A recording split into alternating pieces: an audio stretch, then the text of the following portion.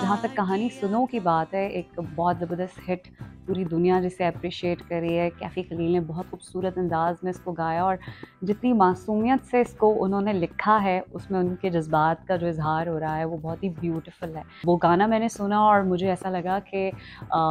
एक कहानी तो ये है, लेकिन अदर वे अराउंड एक और कहानी भी है और वो कहानी भी सामने आनी चाहिए, इसका जवाब ज़रूर आना चाहिए। तो बस इसको लिखा और कुछ दोस्तों के साथ डिस्कस किया और बस हमने शूट कर ली और रिज़ल्ट आपके सामने है। तेरी मन्नत में वारे मैंने आसमां सितारे,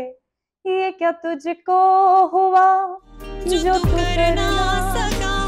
तेरी आँखों से देखा था मैंने ये जहां। मैं ये देख रही थी कि हर जगह से इसका रिप्लाई आ रहा था, जिसमें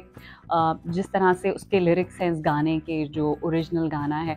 उसी ओरिजिनल गाने को जिस कहते हैं ना, एक ब्रिज होता है जिस पे हम लिखते हैं, वो उन्होंने उसी अल्फाज को इस्तेमाल करते हुए उसका रिप्लाई बनाया। लेकिन क्योंकि ऑब्वियसली जब दिल टूटता है तो उसमें नाराज़गी भी होती है, फिर आप शिकवे शिकायत भी करते हैं, तो ऑब्वियसली एक नॉर्मल लड़की जब कोई मोहब्बत करती है और उसका जब दिल टूटता है, तो आई थिंक कुछ ऐसे ही जज्बात उसके होते होंगे, तो मैंने बस उसको उतनी ही मासूमियत से लिख दिया।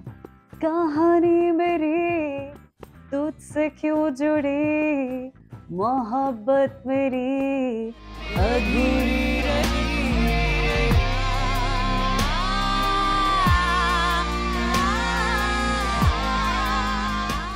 क्योंकि ये कवर सॉन्ग है तो ऑब्वियसली हमने कोशिश की है कि लिरिक्स